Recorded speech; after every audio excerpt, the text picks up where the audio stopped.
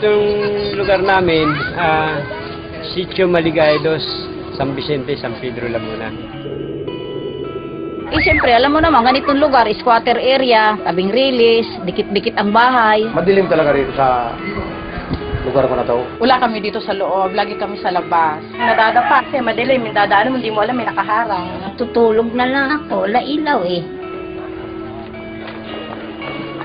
Ang tawag nila sa akin dito si Mang Dimi Solar. Napaliwanag ko yung mga bahay nila madilim. Bubutas ka ng yero, lalagay mo yung bote, lagyan mo siya ng sealant, bago lagyan mo siya ng tubig na mineral, lalagyan ng sunrops. Bago kabit mo sa bahay, lagyan sealant to para hindi tumulo. Ganun lang kasimple yun. Dati yung ganito, tukadilim nung bago ko pagkapitan. Ngayon, nung kapitan ko na, ito na ang liwanag niya. Yan ang liwanag.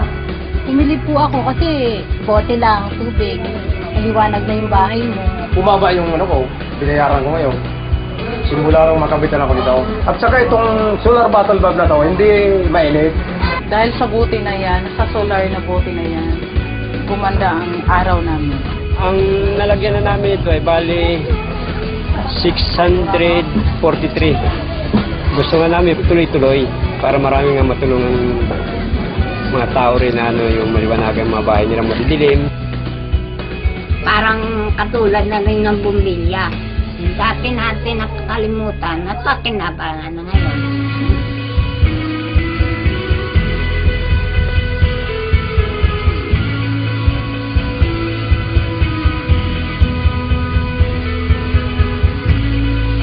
Maliwanag